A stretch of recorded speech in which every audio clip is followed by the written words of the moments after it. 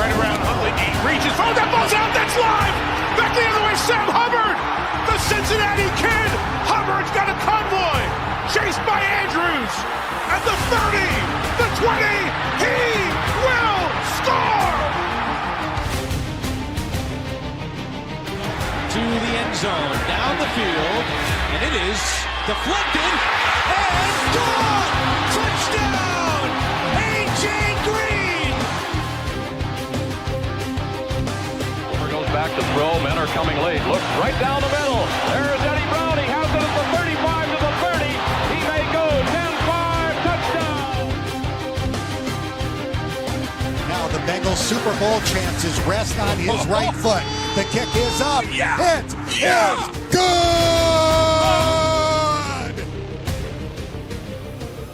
Corey Dillon, he's gone. The knockout punch, you're looking at it. 65 yards.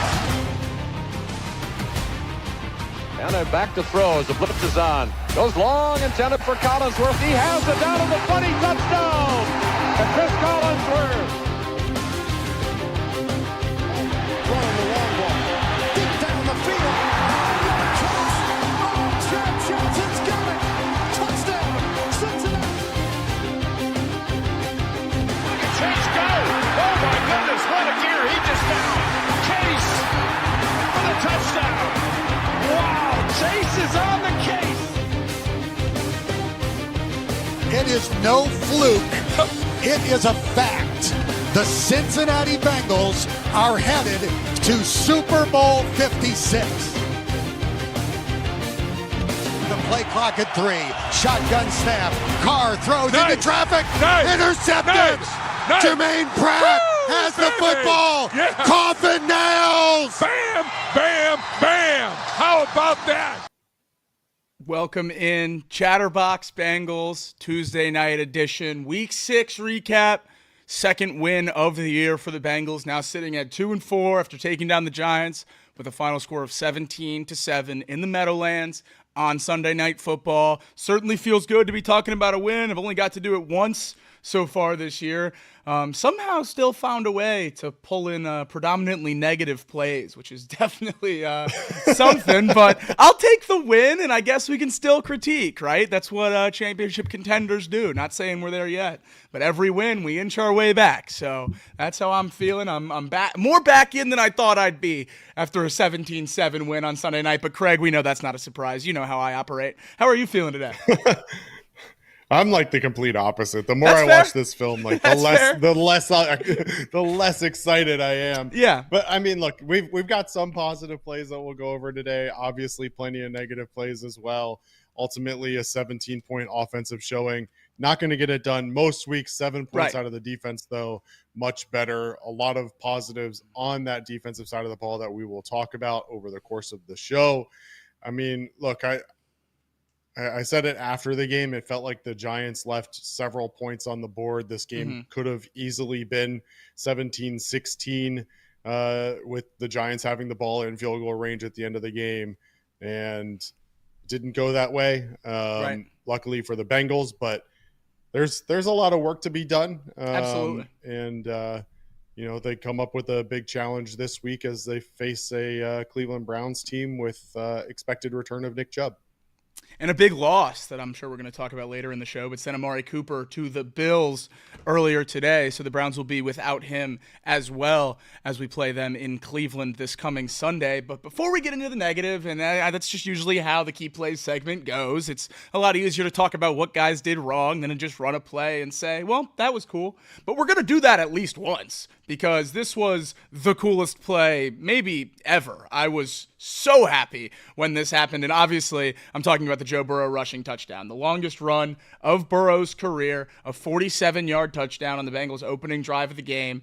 And I honestly think, I'm not saying it's a designed quarterback run, but I think the run was in his reads here. I think with this play design, man-to-man coverage, rolling him out to a side of the field with no defenders on it, I think a run might have been in his reads here, maybe a 1-2 and then tuck and go. And that's exactly what he did. He noticed man coverage completely on the other side of the field. He beat the guys to the corner and gets a touchdown. I saw ESPN Advanced Stats had this as a 10 yards expectation run. So 37 yards above expectation for Joe Burrow on this run. Just get those rushing numbers up on the season. What a fun play. 47-yard rushing touchdown to start the game from a quarterback that we certainly don't expect to see that out of a lot. Yeah, I'd be interested to know how they come up with that stat. Like where watching that play are you like, yep, he only should have got 10 yards on that. And like that it's would either be about 10 he yards. Lost, yeah, he should have either lost 3 or 4 yards or he should have gone to the end zone. Like I don't understand fully the difference there. But look, you mentioned it's a good read by Joe Burrow as we kind of roll through it again. You're going to see here he's looking to the left and he's going to see 2 key pieces pretty quickly on this play. He's going to see Tyler Nubin, the safety from the Giants, number 31 there at the top of your screen. He's immediately crashing on Eric All, which is kind of interesting because Eric All isn't even in a route yet. And keep in mind that this is not like a short third down conversion. This is third and 18 on this play. So him crashing on Eric All that quickly doesn't make a ton of sense, but it's a single high safety look that you mentioned. The Giants are also bringing a man blitz, Isaiah Simmons blitzing up the middle. Elijah Chapman kind of stunts around Volson, which allows him to pick up Simmons. And then, as I mentioned, Tyler Nubin crashing on Eric All. So he's seeing 2 things by looking to the left there. He sees Isaiah Simmons blitzing, and then he also sees Tyler Nubin crashing. And he knows that when that happens, that safety is left one-on-one on the outside. And with all 3 of his receivers running routes on the left hand and his running back also heading to the left of the field, he knows that right-hand side is going to be completely wide open. And did you have the sideline view of this as well? Yep. Yeah. So pause it real quick. So one of the things that I loved about this play, watching it, is not about the Bengals at all. If you watch this play, watch Jason Pinnock. He's the top safety there at the top of your screen. So I mentioned, obviously, Tyler Nubin's crashing on Eric All, but Pinnock, as would be expected, is fading towards the middle of the screen. Watch how far Burrow is down the field before Jason Pinnock even realizes that he's rushing. Burrow's to the 40 before the dude even turns around. He's at the 40. That is hilarious. It's absolutely a great read by Joe Burrow. Like I mentioned, whether that's in his reads or it just instinctually sees 2 guys crashing and knows that he's left with an open half of the field, I don't know. But what I do know is that on 3rd and 18, you're running a man blitz against this Bengals offense is absolute insanity with the single high safety on 3rd and 18. It makes no sense to me. If I was the New York Giants, I'd be furious with my defensive coordinator after that one. Didn't make any sense to me in the moment. And again, I think a huge props to Joe Burrow on the read. And then we didn't mention it, but Alex Kappa, he got just enough of a stunting Elijah Chapman to allow Burrow to get through that hole on the right-hand side of the line. And obviously once he got past there, he was gone and off to the races. At this point in the game, I thought the Bengals were about to make the statement of all statements and turn this season around at 1-4. I mean, a 47-yard Joe Burrow rushing touchdown on the first drive of the game. I thought it was going to be 35, 40 points. Defense was actually going to do pretty much what the defense did. But the vibes were very, very high after this first drive. And then obviously sitting here on Tuesday with only 17 points, a little bit more negative than positive with the offense. That's why you see offensive concerns there on the ticker. We're going to get to it later. But before we have a few negative offensive plays, one last positive for this offense, and you guessed it, another Joe Burrow play. It seems like a lot of the positives with this team rely on number 9, and here we see it yet again. Burrow in the shotgun, drops back to pass, and you're going to see a beautiful pump fake here by Burrow to ensure T. Higgins is open on this inside dig route. T. Higgins coming up at the top of the 50 right there at the numbers in the middle of your screen.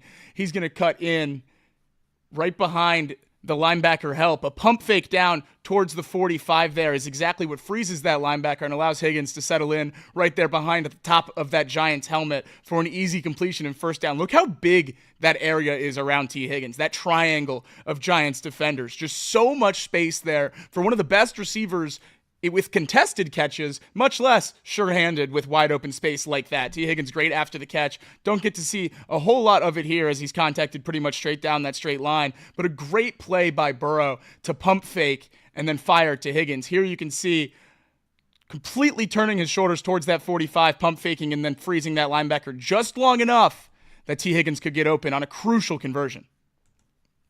Yeah, and one of the things that I think makes Joe Burrow so good when he is good is that he's just a really smart football player. So he's able to read defenses before the snap, but he's also, as we saw in that first play, he's able to make reactions in live time really, really quickly. And so what's interesting to me here is you're going to see Mike Gesicki, who's lined up in the slot at the bottom of your screen. He's going to run a 9 route. And what Burrow's going to see is Okereke is going to go with Gesicki, completely vacating the middle of the field, your middle linebacker vacating the middle of the field. So as soon as that happens, Burrow knows that middle of the field zone is going to be wide open. So all he has to do is do a quick pump fake. He gets McFadden away from the middle of the field a little bit, and it's a super easy completion. And you mentioned the spacing there. T. Higgins, Jamar Chase, and Andre Yoshivas all averaged at least 3.41 yards of separation per route run on this game.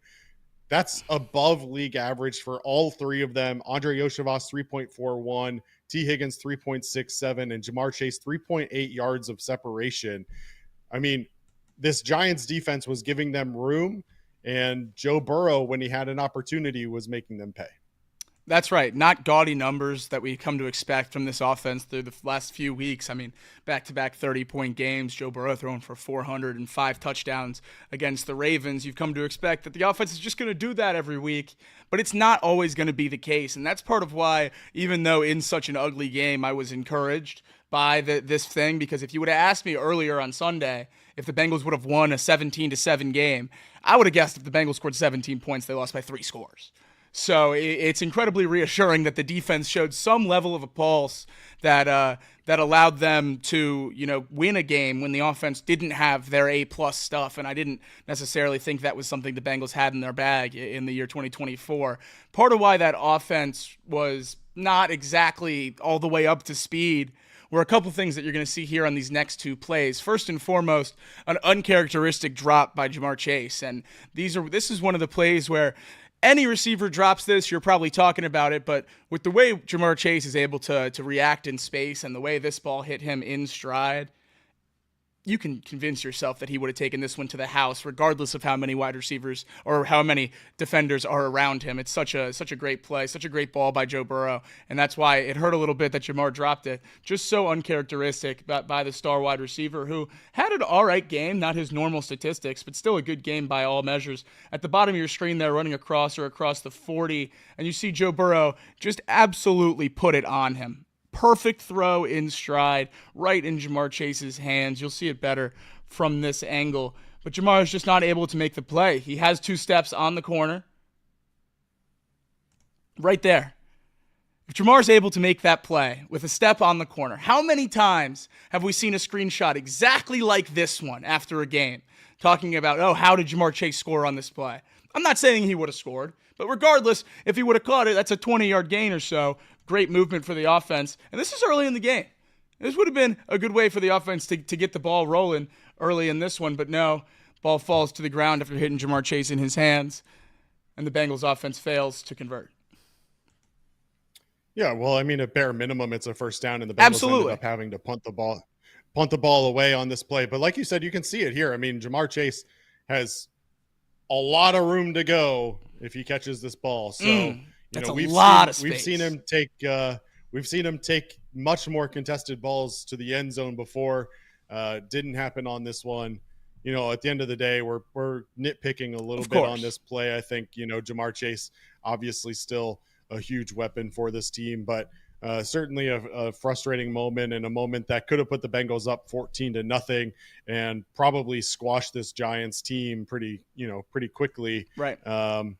But nonetheless, they end up, with a 7-0 halftime lead that really could have been or should have been 14-0 if Jamar hauls that in. That's right. And Jamar Chase, 5 of his 6 targets he was able to bring in. That the only target that he didn't catch for 72 yards, not unable to get in the end zone, but no Bengals receivers were. So still a very good game across all statistical platforms for Jamar Chase there, but we've just come to expect so much. And for him to make every single play, that one hurts, because you know how much he can turn just any, routine play into a touchdown. And there was definitely an opportunity to do one. And like you said, put the Giants team away early, which this Bengals offense wasn't able to do. There was a point in this game there where you were looking back, or not you, but everyone was looking back on that Jamar drop and thinking, wow, this offense hasn't been able to move the ball really since that point. Could that, spell a problem for this Bengals team as the Giants were trying to come back, but obviously able to get out of it. Not something we'll really spend any more time on than what we just did, but obviously something you have to point out in a game where the offense did struggle, an opportunity there to add to all of those statistical categories and probably add to that 17 as well. But if you want to talk about real problems with the offense, I got one for you. How about you pull your all-pro tackle and let your slot receiver tight end try to block Brian Burns? Does that sound like a good idea, Craig? What do you think about that one? There you see Orlando Brown pull around to the other side. Mike Gesicki left one-on-one with Brian Burns, and he brings down Zach Moss for a 4-yard loss. This angle of this play is absolutely disgusting. Absolutely disgusting. Brian Burns, number 0, right there on the left of your screen, lined up, basically splitting Mike Gesicki and Orlando Brown.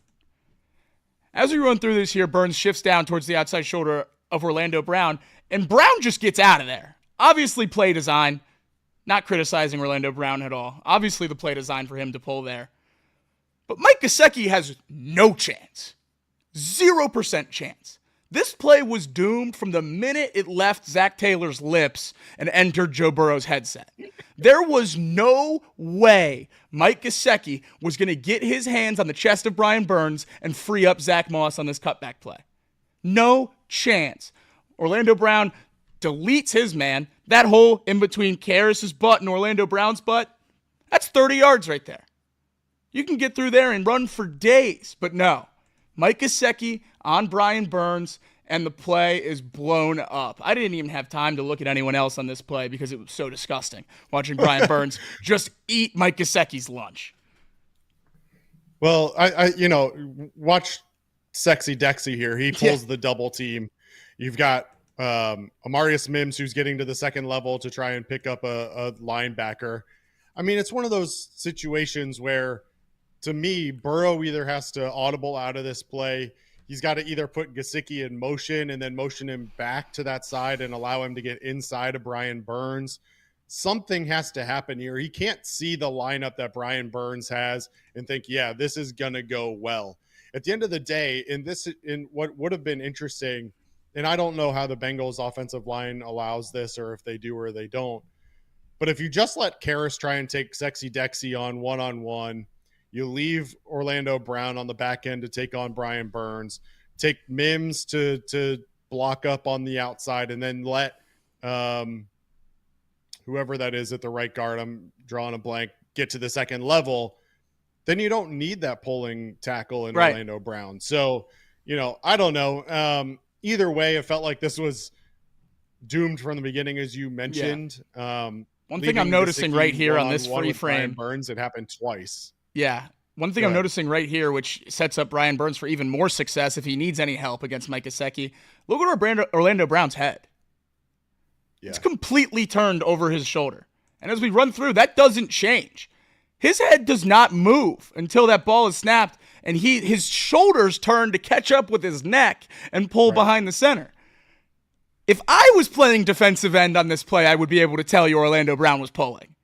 My heart would probably be in my throat because I was lined up across from that monster, but I would be able to figure it out if I could, get my head clear a little bit. I'm sure Brian Burns noticed that the minute he lined up. Orlando Brown looking straight down the line. Too. Right. Doesn't move his head at all. Takes off down the line to pull Brian Burns. Bang, bang. Meets Zach Moss right in the backfield. A play set up for failure right from the start. And, I'm not a play call guy. I never am. I never want to be a guy that wants to, hammer the offense for play calling. But stuff like that, when you can watch a play and you say that the idea of that play had no chance of working. It's not just the guys didn't do their job or the defense blew it up, which happens more often than not if we're going to be honest. On that play, the idea of the play, if ran to perfection, is probably a 1-yard loss instead of a 4-yard loss. Like, I don't know what the concept is there where you think Mike Gesicki is your best option to block Brian Burns. And if he was our only tight end, and we say, hey, look, you have to use your tight end to block. I know he's not great at it, but you have to use him for it. Otherwise, teams just know you're going to pass every time he's in the game. Fine, I get that. But we have 2 other tight ends that are just fine at blocking. And we ran a lot of 2 tight end sets on Sunday night. There is no reason in my mind that Mike Gesicki should be trying to block Brian Burns at any point in time in a football game. When you have Eric All, when you have Drew Sample, or without either of them. I don't get it. I never will. Yeah. And that was a 3rd and 3 play at the New York 42. Right. So on the edge of field goal range, if you just lose one, maybe you're still on the edge of field goal range. Maybe you try a 60-yarder. But I don't know. I mean, it didn't make sense to me in the moment. Doesn't make sense to me now. It did make me wonder, though, watching that clip, that Brian Burns must have seen exactly what you saw on tape beforehand, because not only is he starting up a little bit wider, but you can see him inching in towards that gap there. He knows what he's about to get, and he gets exactly what he expects. That's right. Just, not the best sign for a Bengals offense that has really relied on O-line play all year long. Obviously, that's not an O-lineman, but pass protection, run blocking has been really, really good for the Bengals so far this year. And then that really, crumbled against the Giants on Sunday night, and we're going to get into it later. But here's a cut-up of Orlando Brown here, or not Orlando Brown, pardon me. Amari Mims, the new right tackle for the Bengals, the first-round pick, stepping into Trent Brown's shoes since his injury. This excludes 2 plays, and I know everyone might say, well, it's not fair to exclude plays, but this excludes 2 plays, and those 2 plays are when Amari Mims messes up on a snap count, doesn't have it relayed, and stays in his stance through the snapped ball and allows a sack. And the other play is Alex Kappa ending up on the ground, not relaying a stunt to him in which he gets beat for another pressure. He only allowed 2 pressures and 2 QB hurries in a game where it feels like basically everyone is saying he played like hot garbage. And I just didn't see the same thing. This is a longer clip, so I'll let it run through, and we can just talk as it goes. But I still continue to be very, very encouraged in what I'm seeing from Amari Mims. He looked good on Sunday night, and this is against edge rushers who are top of the line. I mean, maybe not top of the line, but in a very, very good tier of edge rushers. This is better than a lot of guys he's going to play all year long when it comes to Azeez Ojulari and Brian Burns. I know they were missing Kayvon Thibodeau, but that just tells you how good this Giants defensive line is. Amari Mims doesn't win on every play, but he's a rookie that we took at 18 who only started 8 games in college. He's going to have growing pains. It's going to happen. But he's shown such a great foundation so far through the first few games of his NFL career that I haven't seen anything that makes me think I should be less excited about Amari Mims than I was on draft night. And let me tell you, I was very, very excited to hear his name called on draft night. Yeah, well, I think they're coming up here. You can see Amari Mims winning on almost all of these pass blocks. He ends up losing really on 2. I'm going to point them out as they happen. The first one is right there. The first one is one of the things that we know about Amari Mims is that he's not overly athletic. He's not super quick on his feet. And so in some of those deep drops there, he has to overreact, and then he's able to get moved off of the ball just by a simple push there. So, that's definitely something that he's going to have to work on. And it really affects his ability to run block as well. The other one is right there. Back that up. Backing. The other one, too far. Too far? Next play? Yeah, this is the one he gets moved.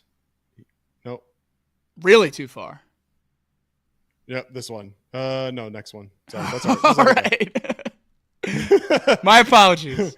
Oh, maybe we didn't go back far enough. Oh, God. Anyway, God. Look, it's falling apart, Craig. Overall, he got a 68 PFF grade, 72.1 on pass rush. I mean, pass rush was really solid. And I mentioned the one that he got knocked off the block there. Yeah. 62.3 on the run, though. It really kind of speaks to his quickness and his explosiveness on the line. He's just not quick enough to really get into the defensive line fast enough to really lock him up. The other thing, and I apologize, I missed the video here, but he had the two pressures. One is he gets knocked off the ball. The other one, he's left all alone to block two men. Joe Burrow scrambles to save him a sack on the play, but he's left by Alex Kappa, who goes and doubles on Sexy Dexy and leaves Amari Mims one-on-one to block two men on the outside, which is never obviously gonna work. So, I think that the two losses that he have realistically should have been won. At the end of the day, very happy with what I saw out of him. I think if you can get solid production out of your two tackles, we have to be very happy knowing where we came from. The other thing that stood out to me during that video, Jacob, I don't know if you noticed or not, 0 times during that clip did he get any help or chip blocks from anybody else. Exactly. He was left on an island the entire time. So good to see. And it all comes down to trust. And so the Bengals trust their outside guys, him and Brown both. That's right. They are trusted. Obviously, the Giants have a really good front four. 3 of the top 4 are really good. They created pressure, a lot of pressure. But here's another interesting stat that we talked about on Thursday leading into this game. Dexter Lawrence, one of the best in the NFL in creating havoc. Right. He came into the game with 23 pressures on the year. How many did he have on Sunday? 1. 1 pressure on the day for Dexter Lawrence. The Bengals had a game plan on the interior.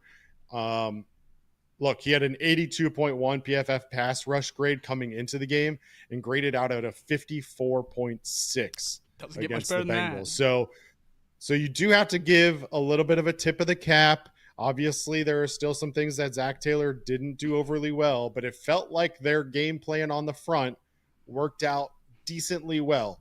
The 4 sacks that the Giants got on Sunday all came without a blitz, though. So that's very interesting. They ran a lot of stunts and kind of made some mismatches and were able to take advantage of that. But in general, Dexter Lawrence was the target coming into the game. We talked about it on Thursday night, and the Bengals really, for the most part, did neutralize his pass rush game, which is definitely a strength, and I felt pretty good rewatching the film on this one. Absolutely. He's pacing over 20 sacks now as an interior D lineman, or at least he was before that Bengals game. Not sure where he lies now, but such an incredible pass rusher from the inside. Definitely the best interior pass rusher now with Aaron Donald retired. He's on a different level from the rest of the interiors right now. He's such a special player. And for the Bengals interior, which when talking about the O-line is always the position we tend to focus on because you're going to trust Mims and Orlando Brown more often than not, and it's the Volson Kappa-Karras trio that we tend to focus on. And then they did a really good job against one of the league's best, which was reassuring to see for sure, especially after watching the game and feeling like maybe they didn't. And looking back at the stats and seeing that the O-line maybe did look a lot better than we did originally think. But switching sides of the ball now to real quick. I mean, for it. We talked about it on Thursday. All 3 of those guys, really good pass rushers. And if you look at the average distance, we're going to talk about it on the Bengals side here in a minute. But Brian Burns' average distance to the quarterback at the time of throw, 4.65. Dexter Lawrence, 5. Azeez Ojulari, 5.17. Yep. In general, the Bengals did a very good job up front. They gave up the 4 sacks, but if you look over the course of the entire game, very successful day for the offensive line. The one thing I will say, Giants pressured Joe Burrow at 47.1% on Sunday Night Football, and that came when Burrow had been pressured at the NFL low 21% previous 5 weeks of the season. So certainly a step back for the offensive line in that sense, but still a good game all around, or good enough, obviously, if the Bengals were able to get the win, and that's obviously what matters most. But switching sides now to the other side of the ball, going to stick in the trenches, though, and starting with Trey Hendrickson, a guy that I don't know what else there is to say about him at this point other than he's maybe the most reliable person in the entire world. He's just going to do what he has to do to make plays week in and week out. 2 sacks this week against an all-pro left tackle in Andrew Thomas. Just beats him twice.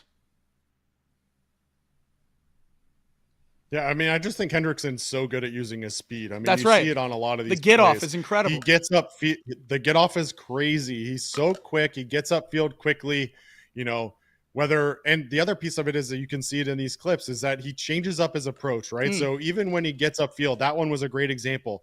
He's so quick to change direction, and the offensive linemen are not good enough to be able to handle that. And we just talked about the Giants defensive front and their average separation all being 4.81 or higher.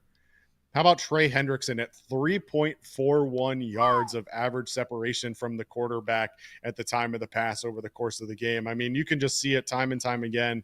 He's getting home. He's creating havoc. Ended up with 4 pressures on the day, including 2 sacks. Tied for the team lead in win rate at 17.2. Who was he tied with?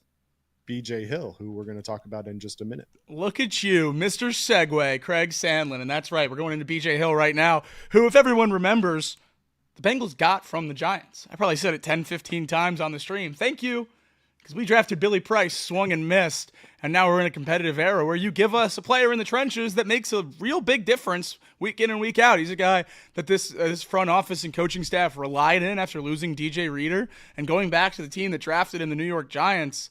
BJ Hill had himself a day. Here on the first BJ play. Hill, Go for it. Graded out at 80.2 pass rush grade. Yeah. Obviously with the huge, the pass deflection there. Ended up with 4 pressures, 2 hits, 2 batted balls, which you'll see during this video compilation.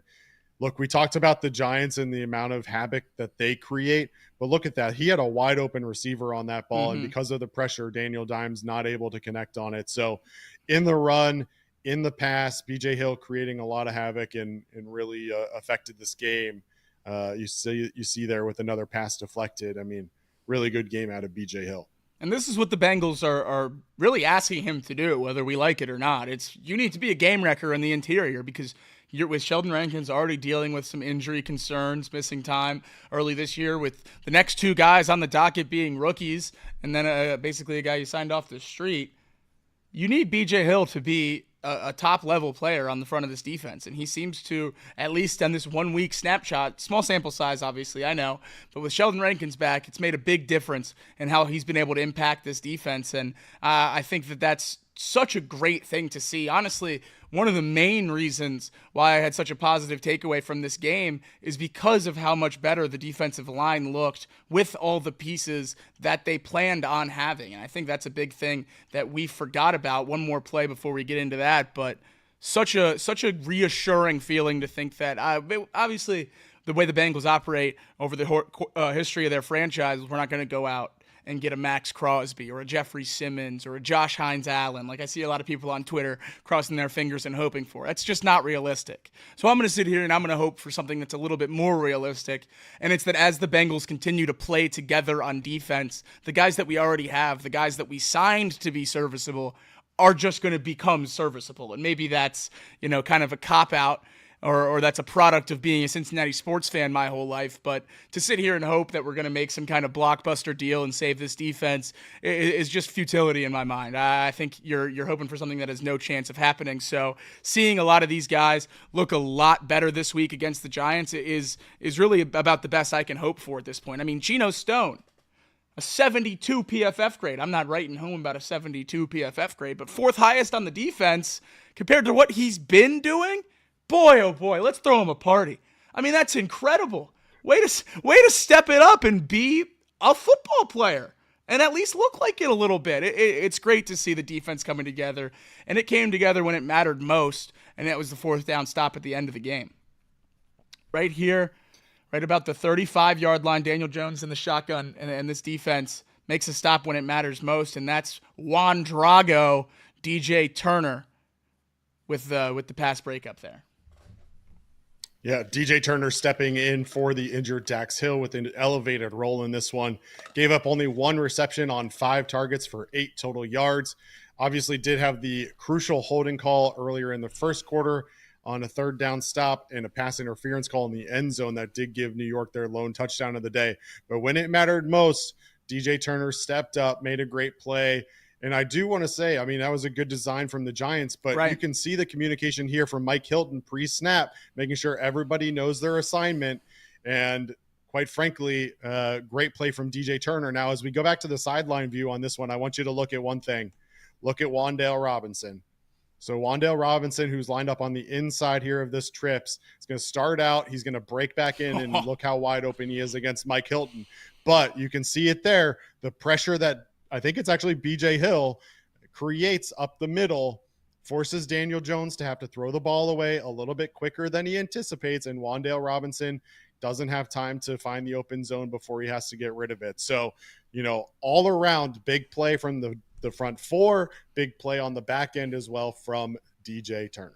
That's right. And such an important thing for him to step up and continue playing good football because, like you said, lost Dax Hill to a torn ACL. He's going to be out for the whole year, making the switch from safety to corner this year. The thought was obviously to pair him up with Cam Taylor-Britt and have a great corner duo, a great young corner duo with some high draft capital spent on those positions and have him, really grow as the season progressed. But losing Dax to a torn ACL is certainly upsetting, but to see DJ Turner play at a high level after, at least personally, I have a lot of questions about his ability on the outside after watching last year. But hey, if he's going to make plays when it matters most, that's what we're going to require, and that's what's going to keep him on the field. Because at this point, I don't know what else the Bengals are going to do at corner, but I'm sure they can figure out a new solution if he's going to get beat. So they weren't scared to bench Cam Taylor-Britt, which makes me think that they're not scared to bench anybody in that defense. So we'll see what continues to happen on that back end as the injuries continue to mount. But one last play before we move on to how much health matters, and I think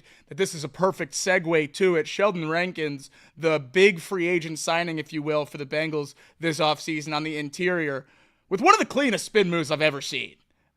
I mean, that's just bang, bang, bop, spin move right in Daniel Jones' face in the back of the end zone. That's a great play and exactly what we signed Rankins to do. We signed him to make a difference rushing the passer on the inside. And what? One game off the injured list for Rankins, and he's already making a difference in a spot where you're almost forcing a safety. I mean, you're almost there getting your team 2 points with that kind of pristine pass rush. Just really, really exciting to see that from Rankins and see how much of a difference he can make on this interior. And we already talked about it when we ran the BJ Hill compilation earlier with how great he looked this weekend in his return to the Meadowlands. But I think a lot of that credit goes towards Sheldon Rankins.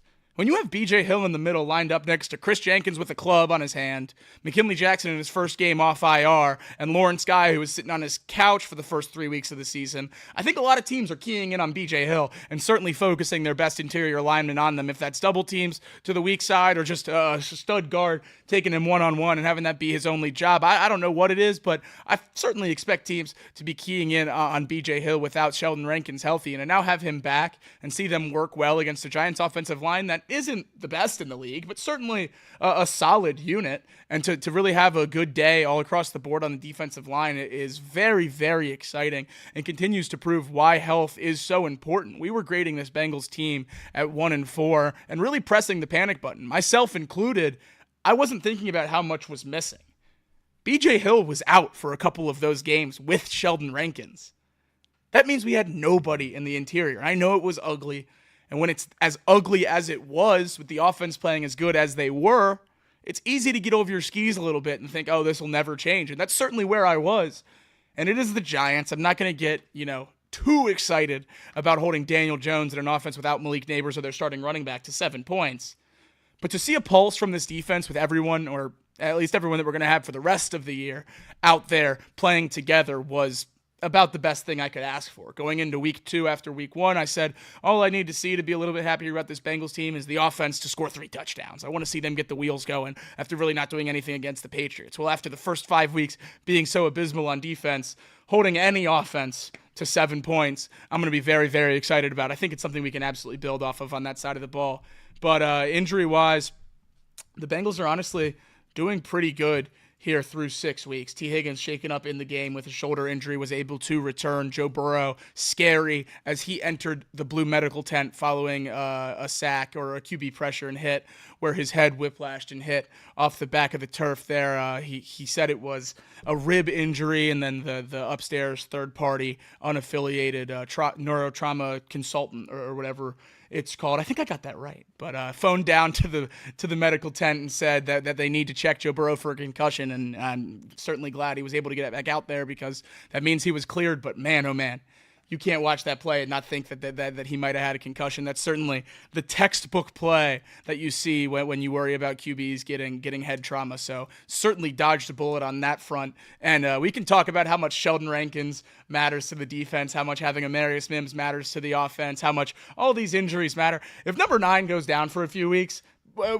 we'll clear off this ticker and just say we miss you, Joe Burrow, because that's where this team will be. He means everything to this organization, and shout out to Jake Browning for what he's able to do last year, but if I had to watch that again, I don't know if I'd be able to get through it. I signed up to watch Joe Burrow play football, and I'll take Joe Burrow 35-38 losses or 17-7 wins over anything else we could have. So a big, big win for the Bengals and Bengals fans when it comes to Joe Burrow avoiding any kind of major injury this weekend. Yeah, I mean, certainly don't want to have your star player injured at all. Good news that it was just, the wind getting knocked out of him. But going back to the defensive side of the ball, I want to talk about that a little bit more. I mean, you mentioned obviously Sheldon Rankins, BJ Hill coming back. Ultimately, the overall defense significantly improves when you have your full gamut of talent. And 4 of the top 5 graded defensive players from this past weekend, all defensive linemen: BJ Hill, Trey Hendrickson, Sheldon Rankins. Then you had Mike Hilton, and then McKinley Jackson comes in at number 5 on the week. BJ Hill, back-to-back weeks, grading above a 78 on PFF.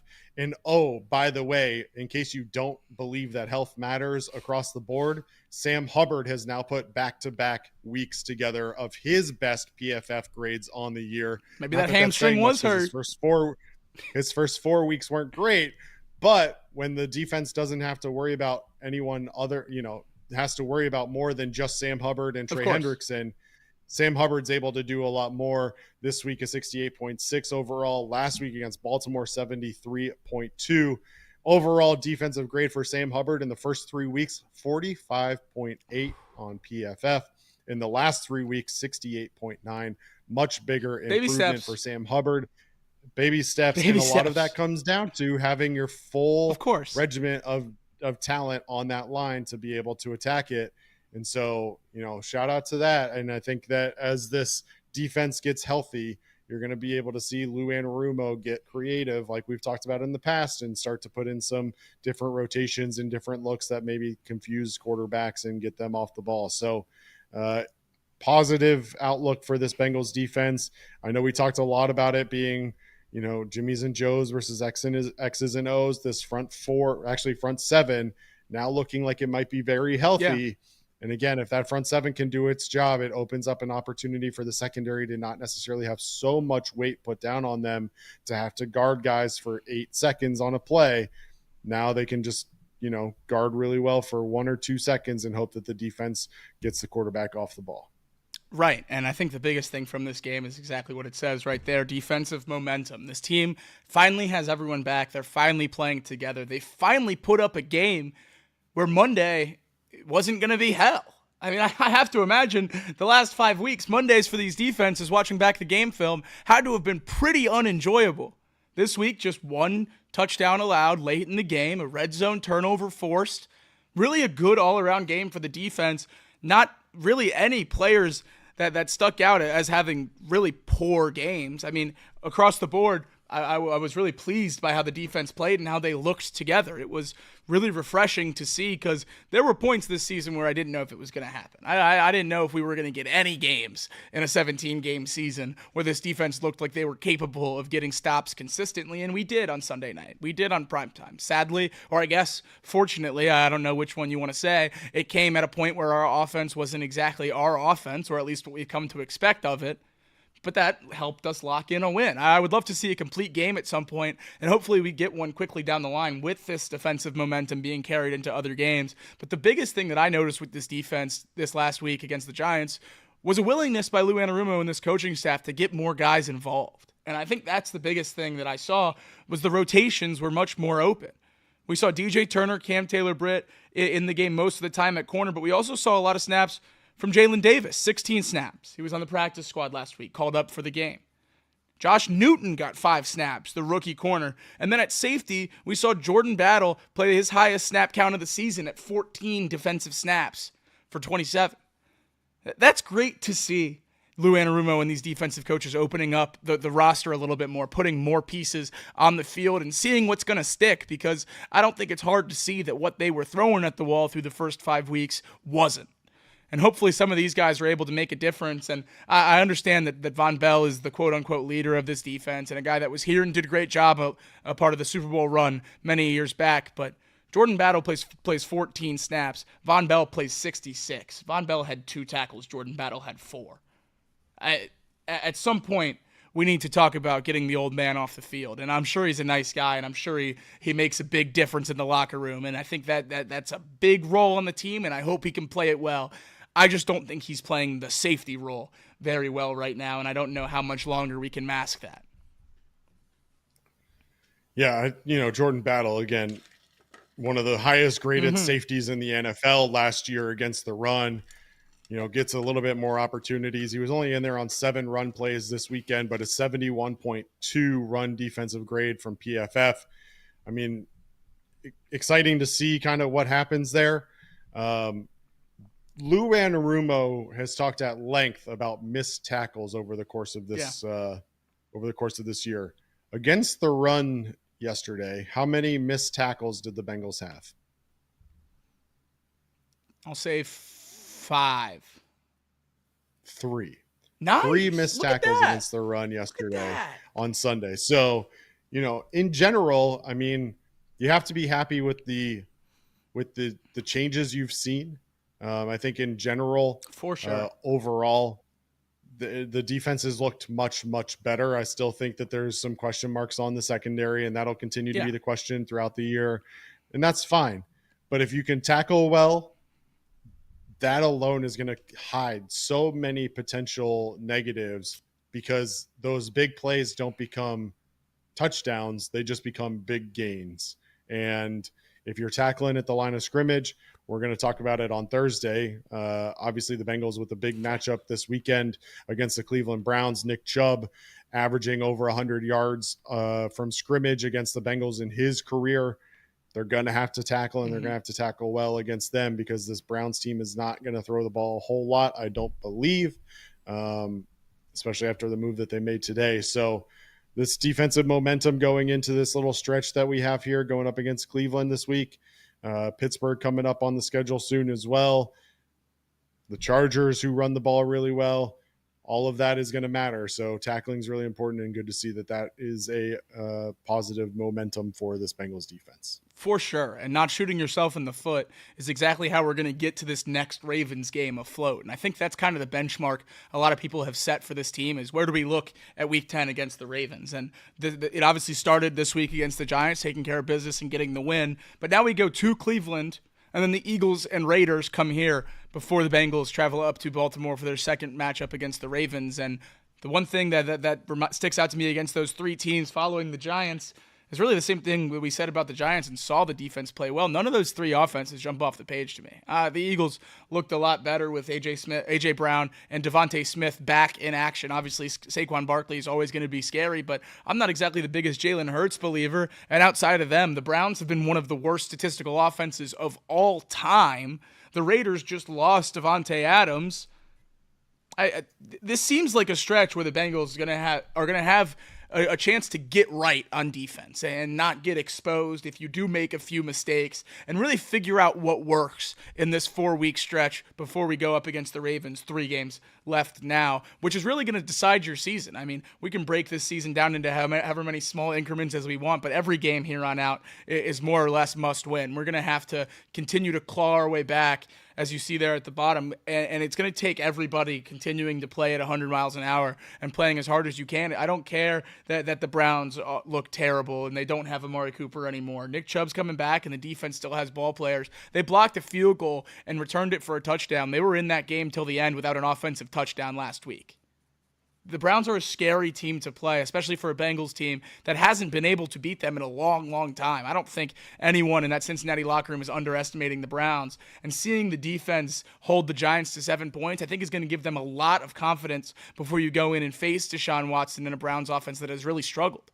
If you had continued to give up 30, you give up 30 again to Daniel Jones and the Giants before you go up to Cleveland, this defense is going to be hanging their head, dragging their feet. Oh, we stink. Woe is me.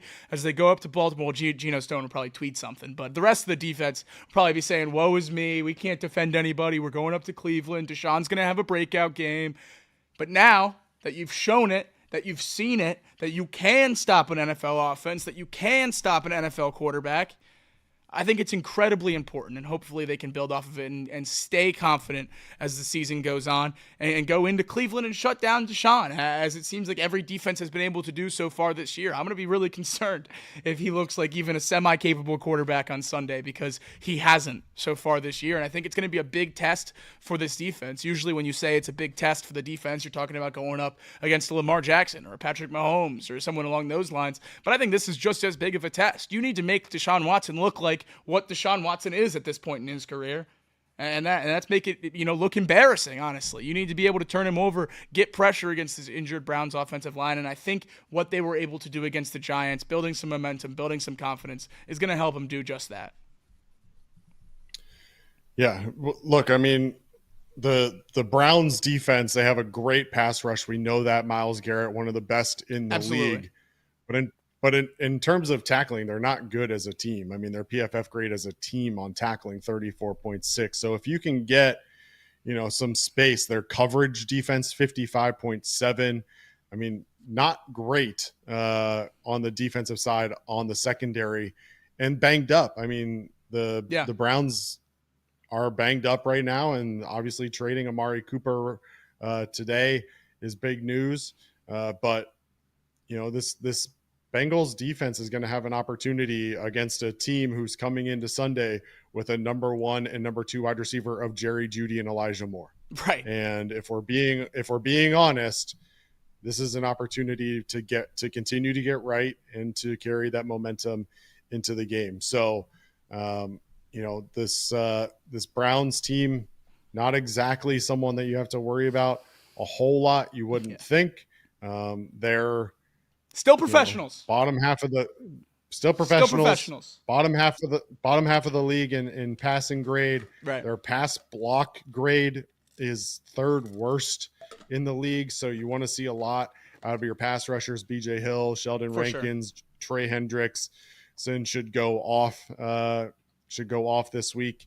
So again, I'm trying to keep my emotions in check. We've been over what it's going to take for me to get back in on this team. We got 3 or 4 more wins to go before I'm ready to do that. But certainly some positives on the defensive side of the ball. On the other side of the ball, obviously, one more thing for Trey Hendrickson over the next few weeks, just wanted to touch on here while we're on it. Jordan Mailata ruled out for the foreseeable future, the Eagles' star left tackle. After the Browns, the Bengals play the Eagles in a game that was just flexed today from 4:25 to 1 p.m. A huge win for Trey Hendrickson and this Bengals pass rush, not having to go up against Mailata in that game. At least it looks like as of now. He's one of the best tackles in the league. So with the Giants, he was able to take care of business with the All-Pro in Andrew Thomas. Now he goes to Cleveland, whose offensive line has been one of the worst in the league so far this year, completely banged up left to right. Then he's going to avoid the star tackle with the Eagles, go to the Raiders, who have a terrible offensive line, and then play a Ravens team who he really, struggled against, but the offensive line that has struggled so far this year outside of Ronnie Stanley. This is a stretch for Trey Hendrickson where he could really pile up some gaudy sack numbers or pressure numbers or whatever you choose to look at. He could have a stretch of games here where he really goes off. But absolutely right. We know what it comes down to with this team, and it comes down to the offense.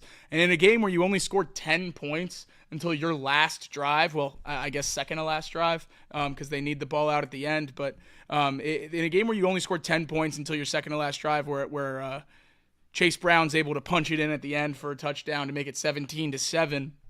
certainly a little bit of a concern playing against a Giants team that's at the bottom of the league, but I'm certainly not going to sit here and press the panic button or anything like that about Joe Burrow and the offense. We went over a few plays in here about play calling or different issues with this offense and the scheme, and I think that's really where my fears start and stop. I think this offense is far, far closer to what we saw in the last 3 weeks than it is to what we saw on Sunday night, and that's really ultimately where I'm at with this offense. Is I think Joe Burrow is, as crazy as it might sound, closer to a 400-yard quarterback than a 200-yard quarterback. I think that's just what we're going to get out of him on an average night is much better than what we saw on Sunday Night Football. I mean, Joe Burrow played an average game statistically. An average game. That's a low-end Joe Burrow game. And if your quarterback's low-end games are average and you're able to get wins in them, that's a great place to be. That's a championship team place to be. That's what the Chiefs do. Patrick Mahomes plays average games for basically the entire regular season. They're able to keep getting wins, and then he steps it up in the playoffs. We have to be able to win the games where Joe Burrow doesn't play perfect, and that's been my issue through the first couple weeks of the season. I took this as a positive for the offense, big picture, because I think it's going to give them more confidence down the stretch that, hey, our defense can get a stop. And does that confidence go out the window when, maybe it's 28-28 in the middle of the third quarter or something like that? Yeah, maybe, but we'll cross that bridge when we get to it. As of right now, leaving MetLife Stadium, I think Joe Burrow, Zach Taylor, and the rest of this offense have more faith in this defense than they have since training camp. And they probably didn't have a lot of faith in training camp because if the first 6 weeks have told you anything, I'm sure this offense was having a field day all offseason. So this is probably more confidence than they've had in the defense in a long, long time, and that comes with holding Daniel Jones to 7 points, and I think it's going to allow the offense to open up a little bit more. We didn't necessarily see it on Sunday night, but I think that's just because they were playing with such a tight lead the entire game. The defense was playing well, and they didn't want to be too aggressive, and I know that's been a talking point with Zach Taylor over the last few weeks, is the aggression or lack thereof it, and how much that might cause a problem for the Bengals at some point this season, or maybe it already has against the Ravens, depending on which side of the fence you land on there, but I'm really not taking too many offensive concerns from this game. The one I would have said is the offensive line, but as you touched on earlier, going back through the film and looking at some of the other statistics that, you obviously can't see in real time watching the game on a live stream, feeling more encouraged about that unit as a whole as well. I think it's just another week where it's incredibly clear that there's no reason Zach Moss should be getting a multitude of carries over Chase Brown, but that's really it.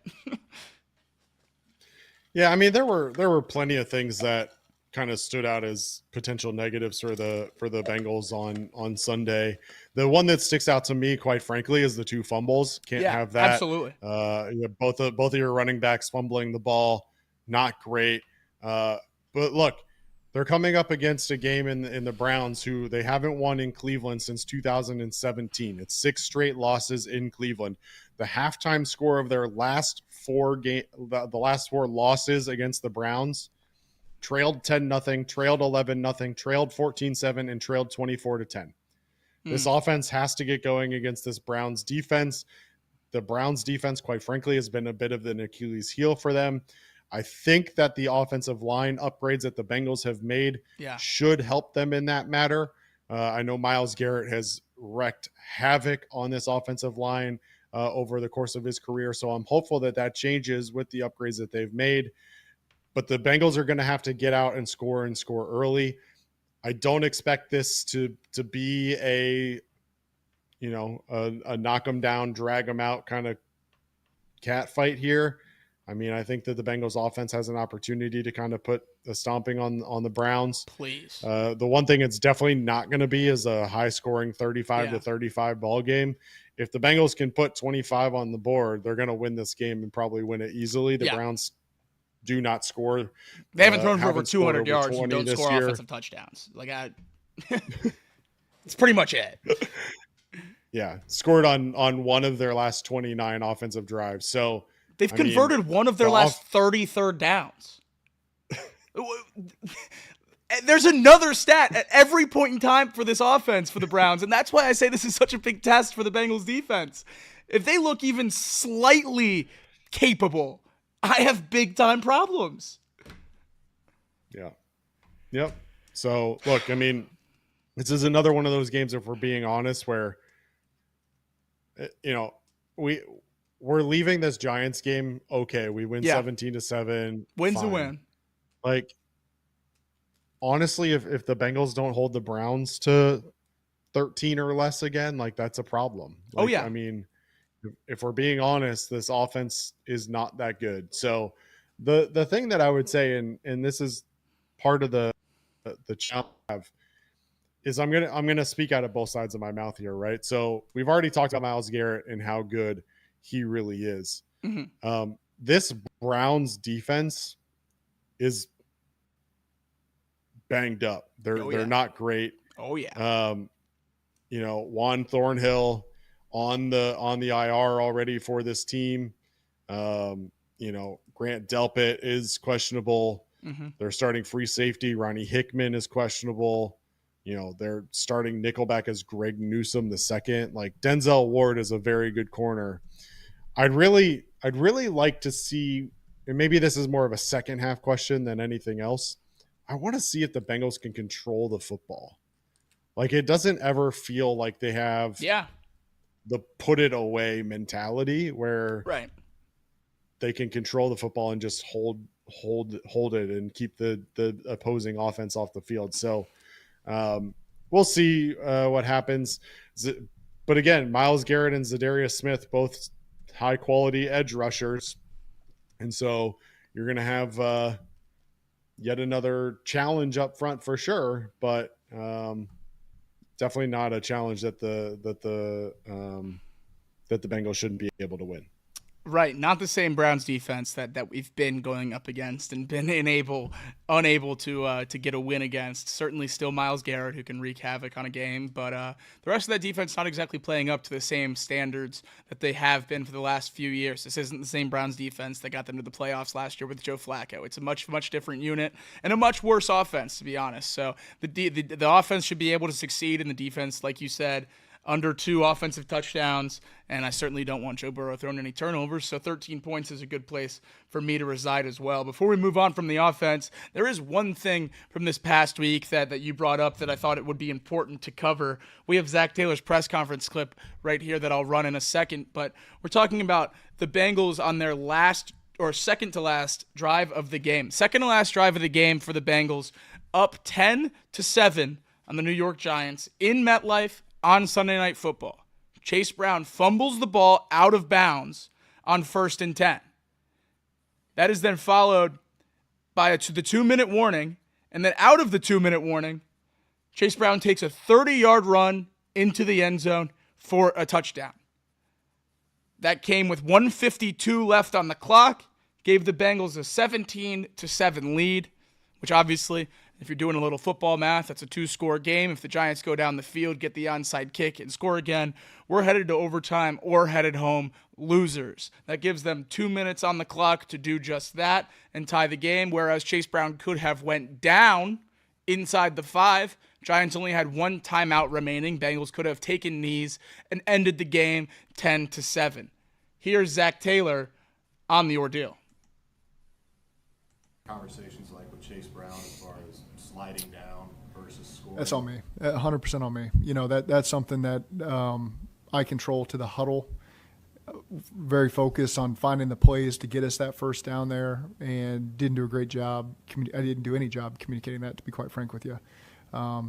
Something I just addressed with the team. That's an area I've got to do a better job communicating, because we would want to go down there and kneel the ball and end the game. They had 1 timeout left. And you don't want to leave it to chance. There's been examples around the league over 10 years where that's backfired on you. So you like to win 17-7, you feel better, but I'll take a 10-7 win, where you don't leave anything to chance there at the end of the game. And so, again, that's something I got to be better. Taylor taking the blame there for Brown not going down, says he didn't bring it up in the huddle, didn't talk about it. And honestly, I think that's the worst case scenario for him, right? How are we not talking about this in the huddle? You're an NFL head coach. This comes back to what we always say. What does he do other than, shake hands and kiss babies? It says he calls the offensive plays. Is he too focused on calling the offensive plays to think about the clock? Then maybe don't be an NFL head coach. I don't know how you can do this and not know what's going on. I didn't even think about it in real time. I was so happy about the touchdown as a -3.5 better that I was going to get the cover.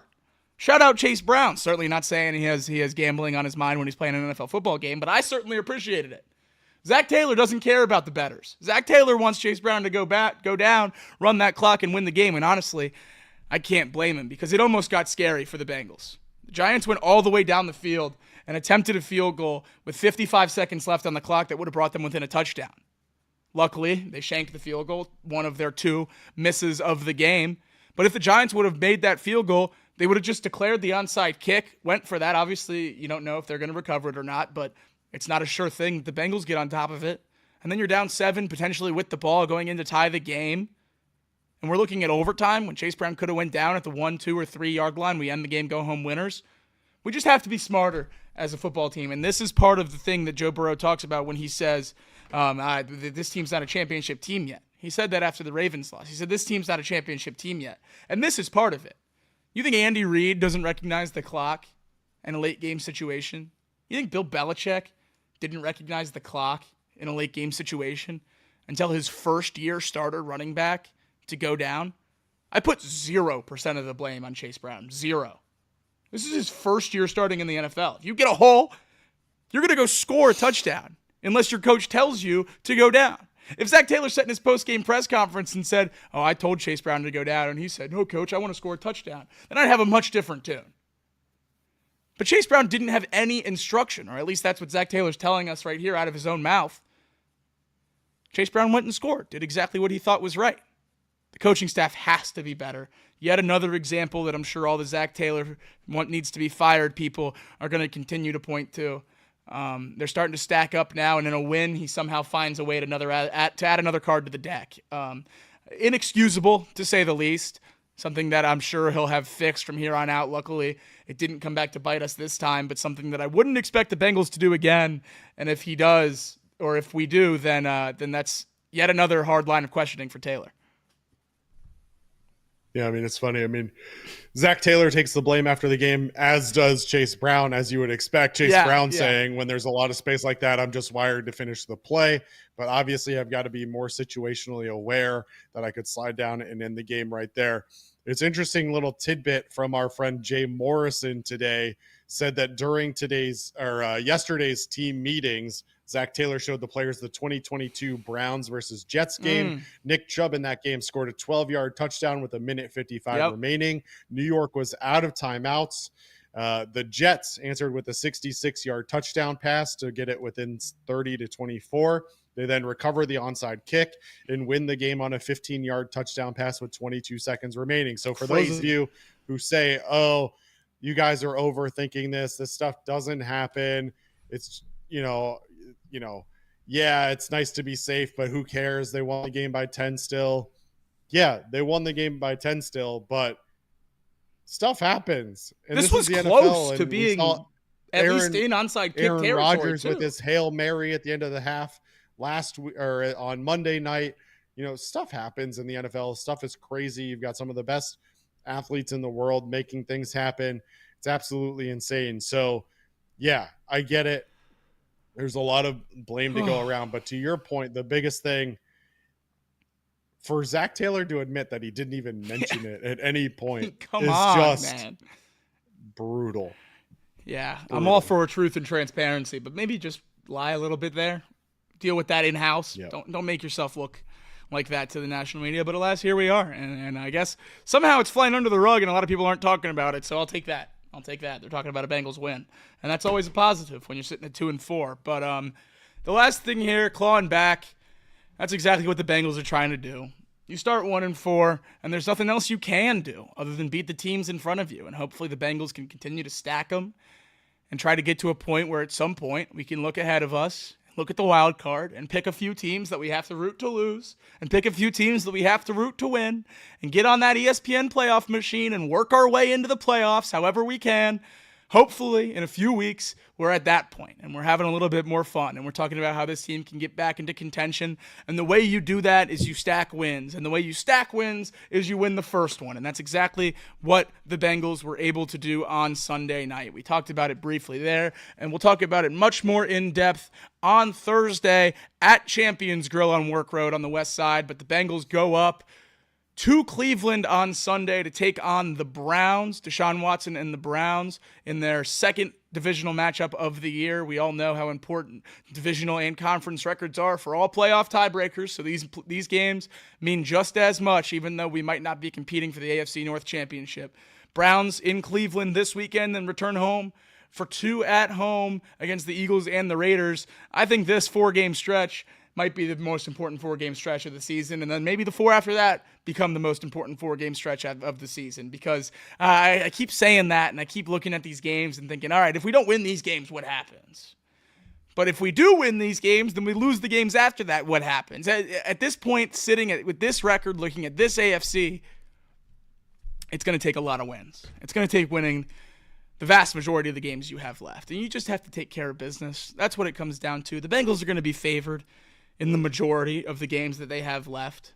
That's the reality of the situation. This team finished 4th in the division last year. They're playing a 4th-place schedule. They're playing an NFC East who doesn't look nearly as good as we expected. We thought that Commanders game was going to be one of the easy ones to chalk off as a W. Well, they certainly look like the best team in that division at this point in the season. Still the Eagles and the Cowboys on the docket coming up. The Bengals have it all in front of them still at 2-4. With a lackluster AFC right now, and they're going to have a way to get into the playoffs. It's just going to require no more hiccups. And when I talk about when it comes to hiccups, it is like the Patriots game. Chiefs and Ravens games, those are acceptable. We can live with those. Acceptable might be the wrong word. I'd like the defense to play better, maybe not a pass interference, and we're looking at a much different story. But games like the Patriots, when we're looking back 6 weeks in, and they're the worst team in the NFL. They put Drake May in. He scores more touchdowns in the first half than Jacoby Brissett scored all year. And they were able to come into Cincinnati and beat us. That's inexplicable. If the Bengals were 3-3 right now, we're in a completely different place. But we're 2-4, and that's what it is. And you are what your record says you are, so that's what the Bengals are until they turn it around. ESPN has it as a 32% chance of making the playoffs. It's higher than it was. It's all. You've got a rolling 4 most important games of the season for the rest of the year. That's right. Every game's important at this point. That's right. Starts on Sunday. Pick up the win. That's right. Well, for us here at Chatterbox Bengals on this fine Tuesday night, that's going to do it for us. Always nice to recap a Bengals win. Just the second time Craig and I have gotten to do it so far this year. But hopefully we start stacking them, and we're doing this every Tuesday night. So for us here, Chatterbox Bengals, I'm Jacob Tissett. That's Craig Sandlin. Thank you guys all for watching. Make sure you like the stream on your way out, and we'll catch you guys next time.